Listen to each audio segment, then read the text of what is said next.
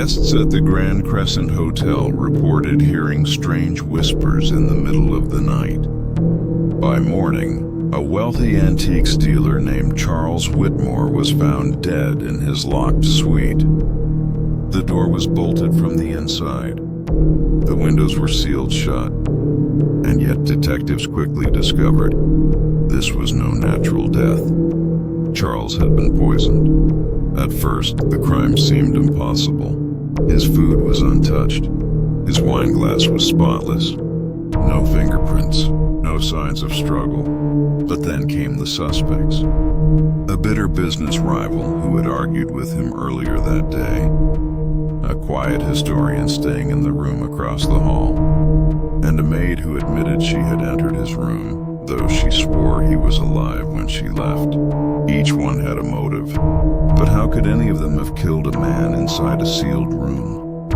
Detectives studied the scene carefully. On the writing desk, they noticed an ink bottle that looked strangely out of place. Charles was known to write letters every night before bed. But when forensic testing revealed the liquid inside wasn't ink at all, the truth began to unfold. The bottle had been filled with poison, and when Charles dipped his pen, he must have touched it to his lips without realizing it. Still, the question remained, who had switched the ink?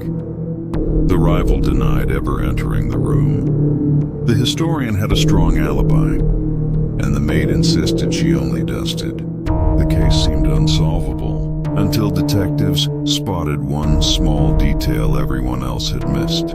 A second drinking glass hidden behind the curtain, and on it, a single fingerprint. The fingerprint belonged to the maid.